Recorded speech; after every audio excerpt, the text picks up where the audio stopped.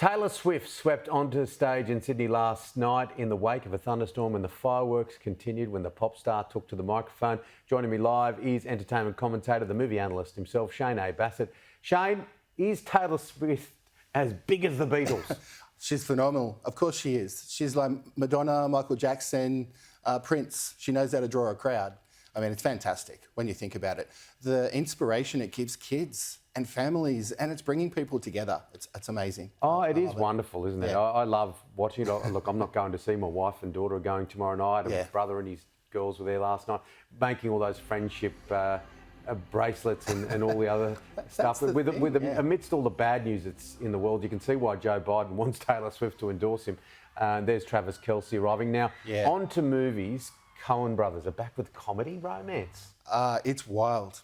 It's untamed. What's it called? Right from the start, it's perverse. It's called Drive Away Dolls. And honestly, it doesn't take itself too seriously, and I thought it was hysterical. About a couple of friends who are taking a road trip to Tallahassee. They don't know there's something in their boot that the mob wants, and the mob's chasing them. But instead of going straight to their destination, they're stopping off at pubs and bars and seedy joints along the way, just having fun. It is a crazy film, but it is hysterical. And I spoke about her a couple of weeks ago, Margaret Qualley in Sanctuary.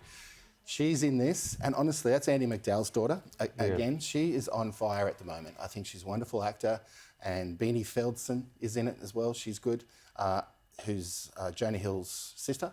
But just an amazing movie, and it's Ethan Coen only. It's not Joel, his brother. It's just Ethan Coen directing it, and his wife helped write it as well. Out of 5?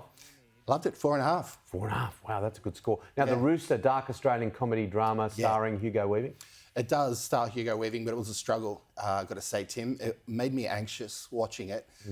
It's meant to be, I think. It's about a small-time cop who finds his best friend in a shallow grave out in the middle of nowhere. And no one knows what happened except his hermit, who lives out in the bush, played by Hugo Weaving. Now, Hugo's character is a little bit unhinged, and it doesn't make much sense a lot of the times, but they become friends. He still doesn't know what exactly happened to his friend, though, and that's what the movie is about, to find out the truth. Okay. Doesn't sound like there's going to be a big score. It's a tough watch, well acted by Phoenix Ray and Hugo Weaving, but I'm only going to give it a 2.